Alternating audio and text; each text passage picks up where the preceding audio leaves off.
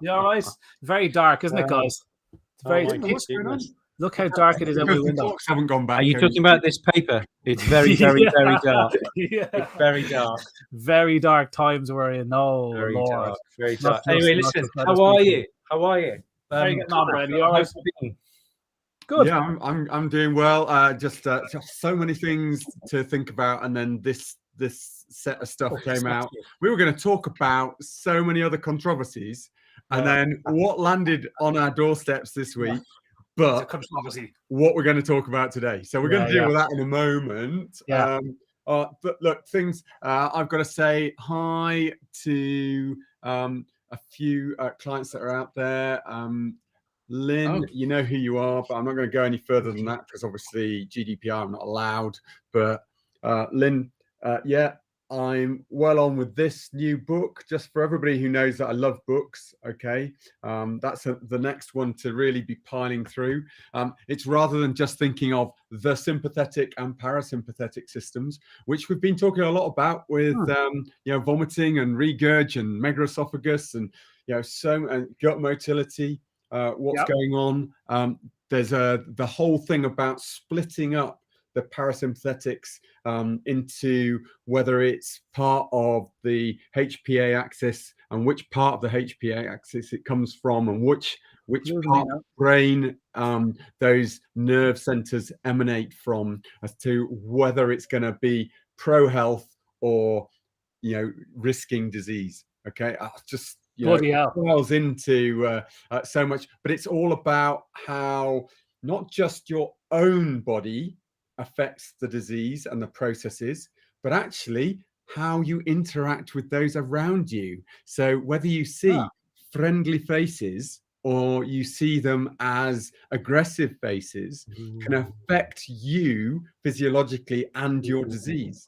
Interesting. Wow. So it just brings in the whole thing about how the environment affects you, how that those around you, whether they're worried, sick themselves. So this whole contagion around COVID sort of comes in. If everybody else is worried, how it affects your health. That's interesting. I think somebody had a line for that earlier. Is that while medicine treats the individual or something, this is about treating the what was the word? Not microcosm, but like you're a very complex organism. You're 10 times more bacteria. So when we use, I think it was you that was saying it, Nick, when we use antibiotics or we use something to kill one thing, it affects a whole lot of different systems, because you're not just one thing standing there. You are just an incredibly complex. And now, Bren, you're extrapolating it out, going, and it's your relationship with all these other things as well. Isn't it nuts? We're all just that's it.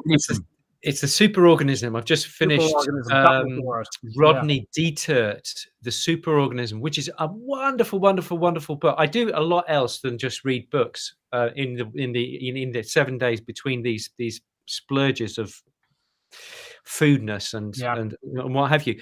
But really wonderful book. So if anybody's keen on learning a little bit more about the microbiome, because he takes microbiome to the next level.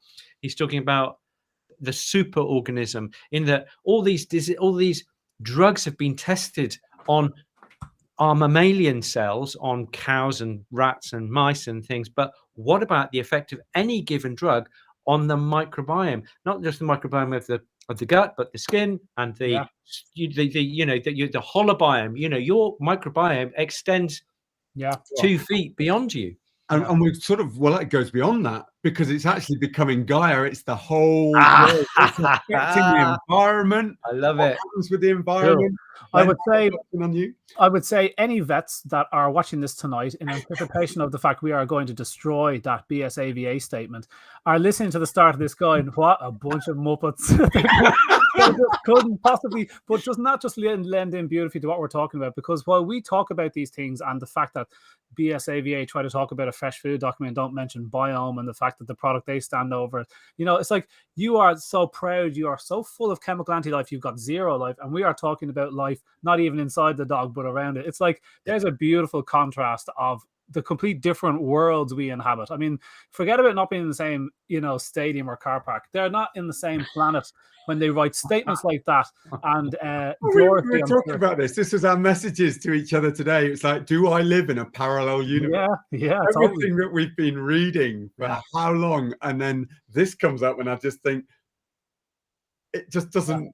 It's just it's like I wanted to play the Twilight Zone music. So, like, lads, let's get into this statement. Okay, can I start? Listen, can I start? I just wanted to do things in some kind of context. About mine. What, Nick? What's you been up to? Well, I've been reading that book, and I'm doing a presentation on Thursday in the Gut Doctor on Thursday at 7 p.m. It's usually at 8, but we're doing 7 p.m. because the nights are fair drawing in, as they say. Sorry if you're Scottish.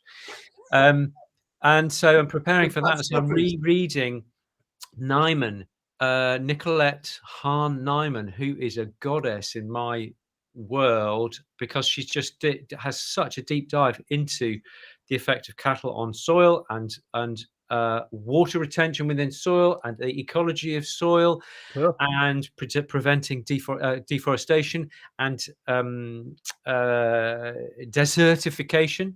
You know, we've only got 100 crops left on the planet, they say, you know, about 100 years, and then boom, that's it. So we're all going to be the Sahara Desert.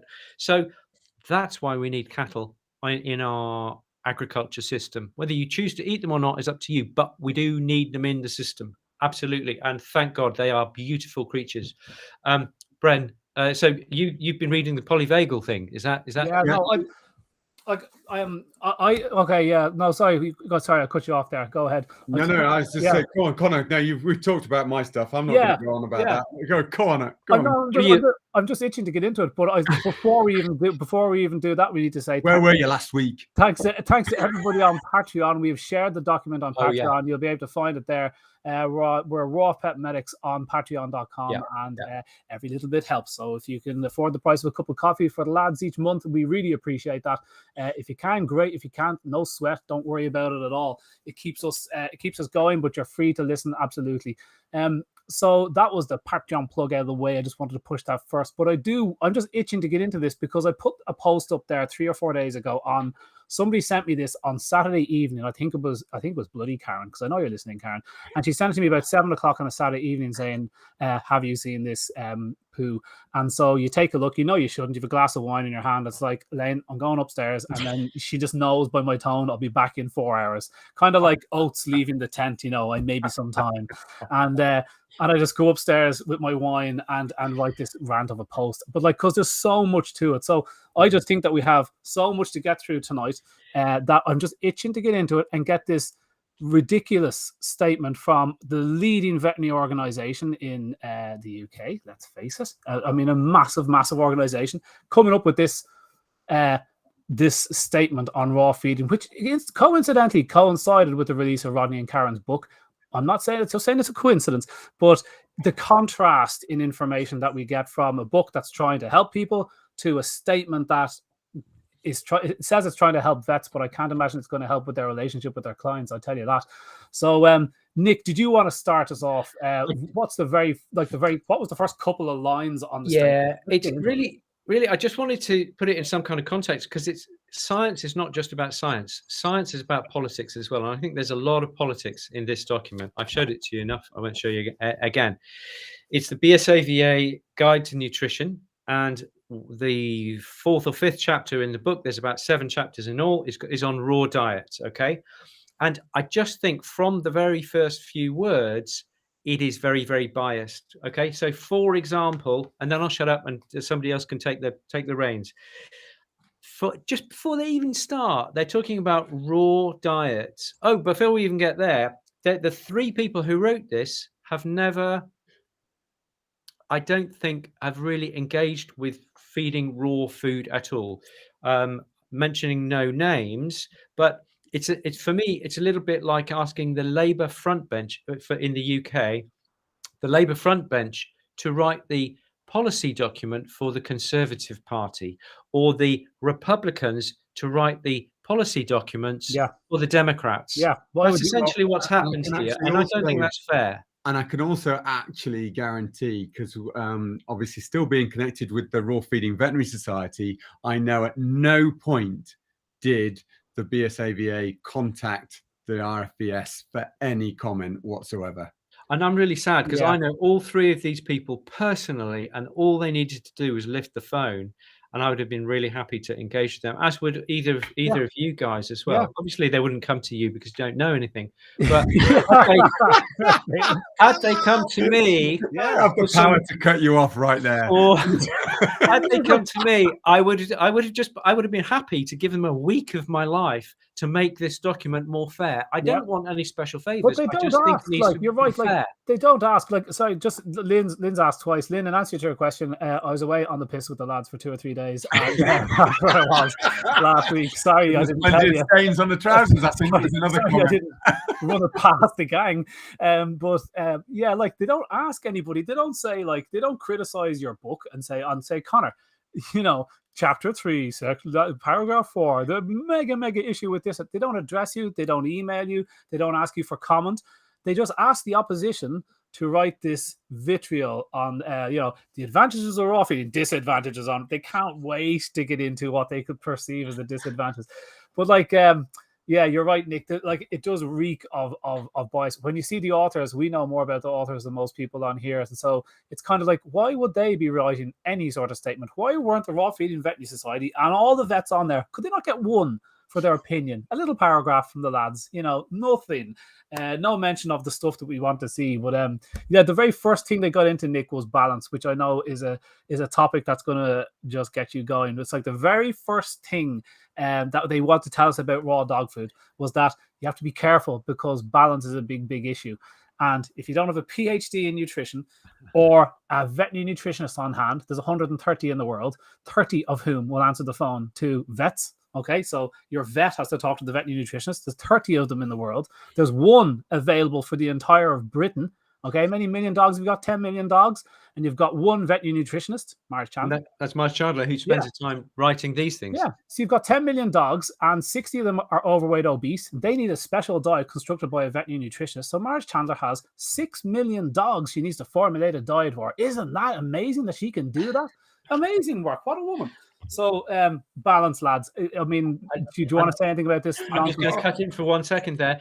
The food industry for the last 40 years has been under the responsibility of said appropriately qualified people, PhDs, diplomates, etc., and we've got at least 65. I think it's more like 90% overweight and obese. So on their watch, the world has got the canine world has got a lot fatter. So you've got to bear that in mind. You really do have to bear in mind. Also, Mike Davis, our friend of the show, Mike Davis, in 2017 did a study on about 213 foods. He just went to the supermarket and got the wet food and the dry food and some raw food, and he examined them, and he found that 95% of the wet foods did not conform to FEDIAF guidelines. 95%. FEDIAF minimum guidelines. Minimum guidelines, and they didn't even make that in some or all parameters. And 61% of the dry foods of the complete dry food, complete, and yet Nick, it says 100% complete and balanced on the front. So how are 61% of complete dry foods not complete and balanced? They promised us. Yes. And these are from Purinas, the pedigrees, all these people who have got PhDs dripping from every office. Yeah. They bring not every orifice. Yeah, I mean, look all these guys that are on here tonight. Very few PhDs, no veterinary nutritionists that we know of that would watch our stuff, and yet their dogs are walking around perfectly perpendicular. You know, and it's just such a preposterous, ludicrous statement that you need a PhD to feed your own kids. Why would my kids be more complicated than a dog? Like, I just hate the balance thing. Is just absolutely. Have you ever found? Because they've not figured out yet that when they're feeding these highly processed diets, and you get into a rut of feeding the same one over and over again, it's a big problem. Yeah. Because if there is a problem, it's going to be accentuated. Yeah. When we talk about how to feed, we're talking about giving some variety, giving something that your dogs enjoy, your cats enjoy, and not just these little pellets that drop into a bottom of a bowl. Yeah. They just can't get their heads around it. It's mad. Like, I'm amazed that these guys are actually still alive, because surely their parents should have perished.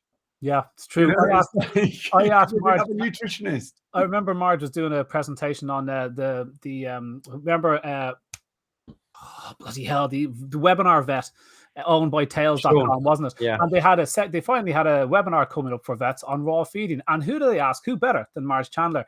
And so Marge was on giving a whole hour of why she wouldn't feed raw to dogs. A lot of very interesting anecdotes. And then eventually I asked at the very end, so Marge, can you tell me what the RDA of calcium is for a kid? And she was like, I don't know, I don't do children, much to the delight of everybody listening. And I was like, yes, nobody knows their RDA of calcium, where you get it, how much you absorb. It's nonsense. It's balanced over time. Nutrients don't come in a George Jetson pill to a giraffe every day. I mean, bloody hell.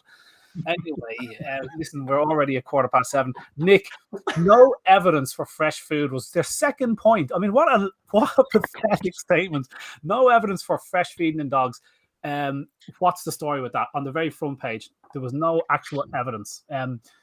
This is really the whole the confusion in no, not just veterinary, but in human doctors as well, in the health sector. The big difference between science and academia.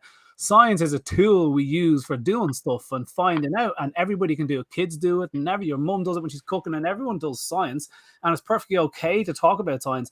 And then there's like academia, which is the publishing part of it, where you get a study published via peer review. It doesn't negate any of the science you do over here and these amazing stuff. So they say no evidence, no peer-reviewed evidence for raw feeding. Does anything leap off the page for any? It's totally wrong, isn't it? Because, and let's face it, there is no evidence claim disappears, evaporates as soon as you get one half decent study. Then you can't say there is no evidence. Yes. Okay? So off the top of my head, there is the study looking at the biomarkers from the Helsinki Dog Risk, God bless their souls. Absolutely. Where they look at homocysteine in dry-fed dogs versus homocysteine in raw-fed dogs, and a number of biomarkers. And they've got Robin over there who's got brain the size of a planet and does metabolomes. And so he'll measure actually 300 minute metabolites, and he'll compare the raw dogs with the healthy dogs, and then they'll swap over and they'll compare them again. Yeah. And actually, the metabolites were worse in the dry-fed dogs. They then swapped them over, and the dogs who were feeding dry-fed, they improved on the raw feed. Yeah, that was a great one. Raw-fed dogs got worse. Yeah, that's a double-blind study. Yeah, 10 times worse. So the raw-fed dogs had 10 times less homocysteine, an inflammatory marker, and when they switched them, it plummeted by 5. And in the raw-fed dogs, when they're fed dry food, it increased by 5. And then they followed it up and they said, I wonder what that's doing to the doggies. And they did the pity study where they had more atopy. So raw-fed dogs had less atopy, less strange itch, than dry-fed dogs had way more. And they looked at the genes then on the skin, and they found that there was more cytokine expression. Is that the right word? They were just a healthier cytokine balance in the skin. The expression of those.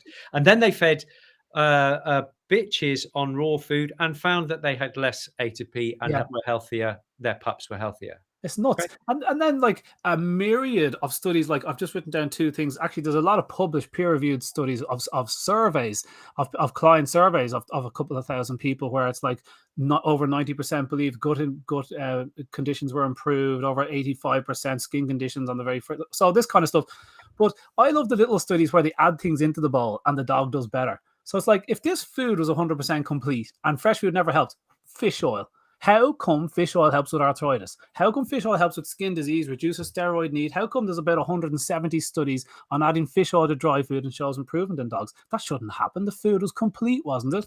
Adding blueberries as antioxidants, adding vegetables decrease bladder cancer in Scotties. Like, on and on and on. So many examples of circumstantial evidence that just adding anything to the bowl, adding a tiny bit of meat water makes them pick that food over anything else, so it's just not fair. They can say statements like that. That's, I mean, and the beauty is that many of these studies have been conducted by the kibble companies themselves. You know, so you quoted a few months ago the BD study. They put pomace in real, food into the things, and then they compared the behavior of those dogs. Oh, that was cool. Sorry, Brendan, you were saying. Yeah, and the ones on metabolic diets, which was where they were looking at the epigenetics of adding in some of these foods like the lycopenes from tomatoes and things like that, and how it changes the metabolism. Yes. Class. And yet, yes.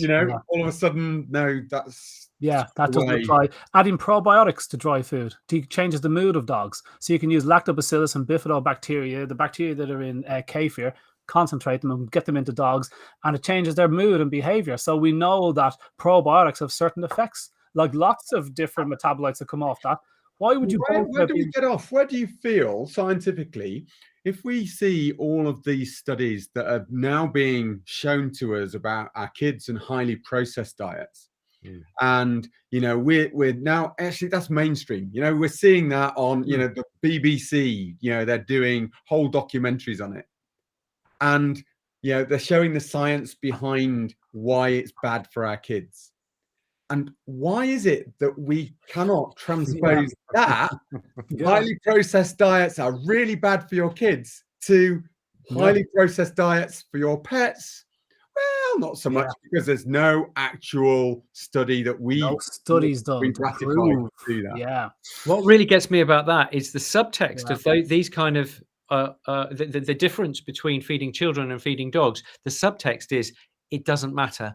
They're only dogs. That's what they're saying, isn't it? They don't actually say it, but they say, well, it's scientifically formulated ultra processed food, and it'll be okay because it's just a dog. Who cares? Go for it. That's what really, really, apart from 300 other things, that really, really riles me. But the clients don't complain, so it's much easier to make a nonsense product that can cause issues because the clients don't say anything. Very good at just eating whatever's there with enough salt and taste enhancers. I did see an advert for a complete and balanced human bar that you can buy if you're rushed for food and you're not sure how to do it, and they reckon it was complete and balanced.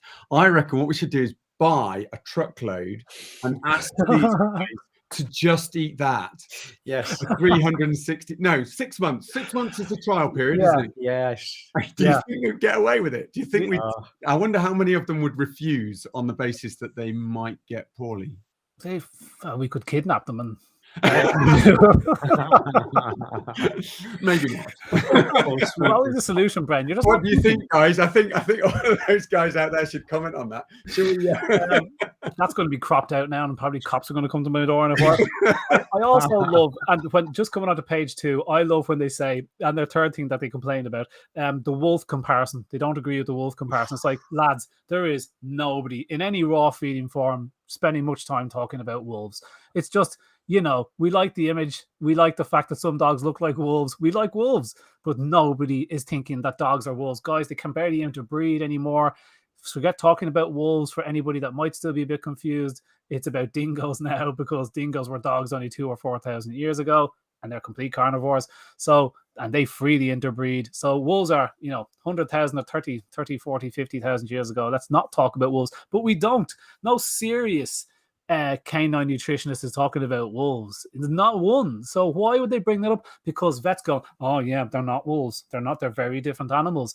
And then vets regurgitate this information to clients at the door. They'll say, but dogs aren't wolves, And then the raw feeder says, my God, you're saying that to me? Like, these sort of lessons are going to just hold on to one little nugget there. Yeah. Okay. So these people are trying to say that actually these dogs are closer to humans than to wolves. And I know they're not close enough to wolves, but I'm still not sure that a dog can dislocate its jaw and chew sideways. I'm still not sure that its gut has suddenly elongated to more than 2.5 times its gut length and has suddenly developed the flocculations within the large intestine to allow it to absorb some of the fermented nutrients that they're feeding. Oh, and I forgot to mention, I don't believe that the book really goes into how the microbiome works and how dogs may differ from other herbivores in their microbiome and why that might be. Giant ways. So I think, there's so much missing from this text that, unfortunately becomes misleading. Yeah, definitely. Can I just put something to bed with regard to the wolf study? So this is Axelson 2013. It's a Nature paper. Nature is one of the best science journals in the world. So it's a quality paper. But there's just a few things that I think we should do an entire show just on that paper, because I think it would warrant it. But basically, in the document, it says that there are 36 genomic differences between domestic dogs and wolves, 10 of which are involved in carbohydrate digestion. That is fundamentally wrong, because actually only 2 are involved in carbohydrate digestion, and the other 8 are to do with fatty acid digestion and other elements of digestion itself. So even the facts weren't properly researched for that particular element. Can I also say that, if we look at genetics and, evolution and things like that, we've got to understand, they're still within the Mammalia, genera, and you've got all of the fact that the genes aren't that different. They've got to have similar genes. If anything, what happens is you start to get deletions, as you go down the pathways. You don't necessarily get re-emergence of capability. And even if they were able to digest cellulose and carbohydrate matter, they don't have the physical capability to macerate that into a bolus, mix it with the enzyme. So even if they could produce the enzyme that was perfectly ready to digest starches and everything else, they don't have the capability to mix it and then have that in the stomach to digest that process. The only things that starch and carbohydrates go to do, either it's readily digested in glucose and sugars already, and it goes straight into the bloodstream, feeds insulin, starts to go off a whole raft of inflammation because of inappropriate stimulation of a hormone that's not really there for dogs to utilize in that manner. But also, you are missing out that the bacteria are really the ones that are going to benefit from that. Do you really want to flood bacteria with inappropriate foods and cause bacterial overgrowth? That's a disease that we see quite commonly in our dogs. Yeah. It's like I always explain to people about feeding of strange food, chemically preserved. So the chemicals that kill the life on the outside will affect the life on the inside. And it's very strange, denatured protein and high carbohydrate. So I always explain that you had carnivore life in there, probiotics, ready for a meat meal. And they're going, can't wait for supper time. And then this chemical sludge goes past and they go, I can't eat this shit. And but a pathogenic bacteria or the wrong guy kind of goes, oh, this is lovely. I'll get to eat nom, nom, nom, nom. And so those guys grow, whereas the goodies go, oh, we've got no food. So this is what shifts the gut flora into this strange state, and then you get their toxic byproducts. So that's this, I believe, the start of all the good issues we're seeing in dogs. So the life stuff is brilliant. What else did you want to say about that Axelson study? Just I like that study. I'm not. No. That study. I liked it. I've looked at it in detail, and I think we need to have a big long chat, Connor. We need to have a big long chat about that. I think that somebody else ruined this. I think they're good guys, and then the industry took the message and used it for their nefarious purposes. Let's go to town on it. Aston, if we can peg that for some time before Christmas would be amazing. I think these guys are looking like they probably want to sit in on that conversation about that particular study. That'd be cool. Totally welcome. I think let's move on because we've done Axelson. I wanted to touch on something, guys, right? And we've already really we're only on page 3 of a 7-page document. Hazardous microbiology is the other half. We have covered hazardous microbiology to death a number of times, but we can absolutely spend a few minutes on it at the end. But I just wanted to bring up the fact, this whole no evidence word. Okay, so there's no evidence. So we've already alluded to it, so I can be brief probably. And they're saying, they straight out of the traps, they're saying there's no evidence that high carbohydrate diets is fueling the obesity crisis in dogs. There's no evidence. Nobody has shown with a long-term study. No raw feeders have got together with great expense, millions of dollars, getting a lot of expertise, a lot of scientists, and proven without question that the high carbohydrate kibble is causing obesity in pets. And that's true. We haven't shown it. But any child could make the leap that if high carbohydrate diets are doing ultra processed, high carbohydrate, high sugar diets in humans is the cause of the obesity crisis in humans, and the dog obesity crisis mirrors it almost exactly, kicking in the early 70s, the same level of obesity. And that's what caused in humans. How do you reckon carnivorous dogs that don't need carbohydrates in their diet would fare with all that sugar? What did you think was going to happen? And we've got studies to show that the more protein you feed them, the better the weight loss, the better the lean muscle retention, the decrease in hunger. Everything is better on higher protein diets. So the circumstantial evidence is all there. So what are you talking about? There isn't evidence. I mean, what are you waiting for? Are vets honestly waiting until somebody goes, here is this massive study that took us 10 years to, like, I remember Laurie Wise, who was a vet for diabetic cats, and I remember her saying that while there was studies to show that feeding carbohydrates to diabetic cats is not a good idea, I don't think we have enough evidence to suggest that feeding carbohydrates to non-diabetic cats is a big issue. So she was going to continue to do that. This diabetes specialist, and it's like, what? Decreasing carbohydrates in a diabetic cat and dog is going to be a good idea. Why would you give it to a normal cat that does not need carbohydrates? But it's the same in the British Diabetic Association. They have no problem with people eating sugar, and they are very sketchy about the link between sugar and diabetes. Yes, seriously, it's the same in the humans. So if the doctors, with all their research and millions of pounds of research money, if they can't get their head around it, how can the vets who are just taught even when there is by Hills, how can they? There is the science, they turn away from it because it doesn't fit with their dogma. It doesn't fit with their way of doing it. And actually, if you do sit them down, as Nick was trying to say to Conor, if you sit down, if that doesn't fit into their vision of the world, there's no quicker way of turning somebody off, is there? They just say, no, I can't accept that I've been wrong for 30 years. Yeah, there's a brilliant book that covers that, Black Box Thinking. Syed, his name is, and he talks about the difference between doctors and pilots. When pilots make a mistake, their mistake is diagnosed and brought to the front. And it's like, how can we learn so this doesn't happen to us? With doctors, it's buried because mistakes are not tolerated. So there's this godlike complex. And he says what fuels it all, half the book is on these two words, cognitive dissonance.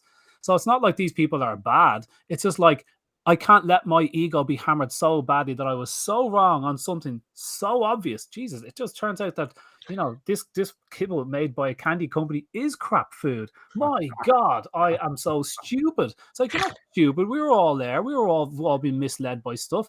But they can't let it in. Cognitive dissonance is the term, and it's a fascinating book, guys. Black Box Thinking. Every page is like, he comes up with these cool little studies, and you go, oh, that explains it. And examples of why pilots made simple mistakes and how they fix it. But pilots are encouraged to talk about their mistakes, whereas doctors and perhaps vets have got a 15-minute window to fix your dog. The next one, fix your dog. You can't fix someone in 15 minutes. You don't even know the dog's bloody name when they're coming in the door, So it's just very, very difficult stuff. That's amazing. That happened as well in the States. Jason Fung, in the Cancer Code, his book, the second book called The Cancer Code, he talked about the cancer world in the States. They piled millions, probably billions of dollars into research, and really just kind of came up against a brick wall. And then they thought, crikey, what are we going to do here? And so what they did is they brought a physicist in for exactly this reason, that physicists, when they see an anomaly, a mistake, they chase it. Whereas in medicine, and the doctors are exactly the same as us, if there's something that doesn't fit, you say, oh, it's an anomaly. We will just concentrate on everything that does fit the model, you see? And so They went then with the physicist. He led them down a whole new rabbit hole, and they've come out with a new approach to cancer. So it's great. It's a way of looking at things. There was a great guy in World War II. The bombers were coming back, and 1 in 2 bombers used to 1 in 2 people. If you went into a bomber, you'd have 50% chance of getting out of the war. So massive death rate in the RAF, but particularly the Yanks with the bombers. And what they found was that like a lot of the planes were being shot out of the sky. So the planes are coming back in those holes all over them, and they say, right, well, we'll put these steel plates. You know, there's only so much armor you can put on a plane because it weighs it down. It doesn't have enough fuel to get to the bomb site and back. So they have to be very careful when they put the armor. And so they kept losing the planes until some guy was hired, some genius just comes up and he goes, well, these are the planes that came back, right? And they're like, yeah. And he goes, well, then that's not where it's you put the armor where like the holes aren't, because the plane can fly with those holes, can't it? And I was like, oh yeah. And overnight, like he just saved thousands of people, you know. And it's just this, that's what black box thinking is all about. It's just about, you're so in it, you cannot see the result. But the no evidence thing was then used. I'm just going to wrap up this point on no evidence. They then used it for bloat. There's no evidence that dry food causes bloat. No, but there's evidence that dry food took off in the 1970s, and 3 studies say it's kibble. So that's a bit of evidence. There's no evidence dry food causes pancreatitis. No, but there's evidence that dry food with high carbohydrates spikes blood triglycerides, not protein and fat. And now, thanks to Mark Roberts, we know raw doesn't either. So we know dry food spikes blood fat, and pancreatitis is a high blood fat issue. So we know jumping them to raw is the solution, and they bloody know it too. So saying no evidence is not good enough anymore. That's just the shittest of medical reasoning. I mean, cop on and be a scientist. Do what you're trained to do, and cop on. That's my advice to everybody. We can get t-shirts with that written on it, you know. Anyway, I had more, but I'm annoyed. We love you, Connor.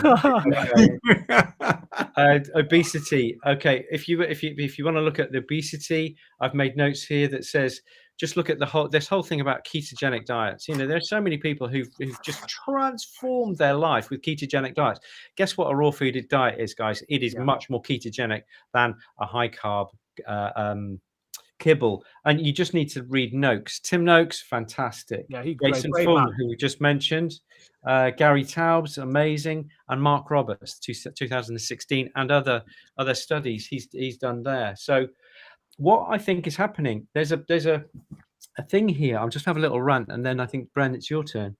There has been a limited number of studies looking at the association between obesity and diet type. That is, you know, whether it's raw or whether it's kibble. But thus far, results have been inconsistent and variable. Further work is therefore needed in order to determine the association between diet type and obesity in dogs. That, for me, is called obfuscation. It's called muddying the waters so that we push the book, that we kick the can down the road. And this is exactly what happened with the cigarette argument. They managed to kick the can down the road for 50 years. This happened with the greenhouse gases and global warming. They kicked it down the road. Does petrol contribute to global warming? Kick it down the road. This is what happens with this. And I believe, I may be wrong, that this is what's happening with this document, is it's kicking it down. The book and the movie called The Merchants of Doubt will take you through this. That was very good. This idea of, you get a guy in a white coat who says smoking camels is the best thing for your health. Because he's a doctor, therefore everybody believes it, and it delays the inevitable. Hey guys, cigarettes are bad for you, and light cigarettes are not half as good for you. They're all bad for you. So I think there's a guy who does one of the TED Talks on that Merchants of Doubt. I think that'd be maybe the author. The Colgate Palmolive. Does anybody ever wonder why a toothpaste manufacturer makes pet food? Because in the 1970s, they were the first people, can you believe it, to think of using a white-coated dentist and go, this toothpaste is great. And people go, wow, a dentist just said this toothpaste was great, I'm going to buy it. And they made billions overnight. And then in the late 70s, this is all documented in the Wall Street Journal, Colgate Palmolive turned around and goes, I wonder will this work with pet food? So they bought a couple of vets. Mars now own over 50,000, but Colgate Palmolive were the first people to buy them. And they bought a couple of vets and they stood there and go, I think this dry food's great. And overnight, they became this kind of sensation. They were the first people to use white coat vets to push the dry food. Very, very clever. Seems obvious, doesn't it? You mean actors dressed up as vets. Yeah, maybe. Yeah. They bought Hills. They bought Hills, and that's why I think that Hills was one of the first in. Eukanuba and Hills, but Hills really made a big splash, and they went and talked to vets. You're absolutely right. It was the Merchants of Doubt, Eileen Davis, not the Merchants of Doom. I just always say Doom because it is so doomful. The Merchants of Doubt.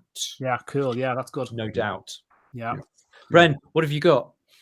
Look, the things that I want to bring some calm to this for a moment, because That's a good idea. You know, we've really ranted against, you've railed against the machine. Yeah. We haven't even started, mate. I know, but I want to reassure all of those guys out there, and thanks for your support. All of you are probably, you know, we're teaching to the converted. We know that, but we need to reassure you. You know, this way of feeding, you know, using common sense, using that variety, you know, we've seen the difference. You've seen the difference. Don't get smoke screened by this complete unbalanced argument. You know, even then they've got it so wrong, because everybody is an individual and every animal is an individual, and assuming that there is this standard metabolizable energy requirement and then nutrients to that for everybody is just so wrong. It just doesn't work. It doesn't actually compute. And actually, if you go down that route, you will get it wrong, you know, for at least 20%, because the bell-shaped curve, okay, the top 10% and the bottom 10%, they cut off. So, you know, there's going to be 20% of the population you've got it wrong for. So if that's where they're going, then actually they should be banned from putting on those bags of food complete and balanced. Yeah. Yeah, too right. Yeah, it's not complete and balanced for every dog out there. And 100%. 100%. Yeah. So I think what we need to say, you know, guys, be reassured. You know, this is something that evolution has allowed us to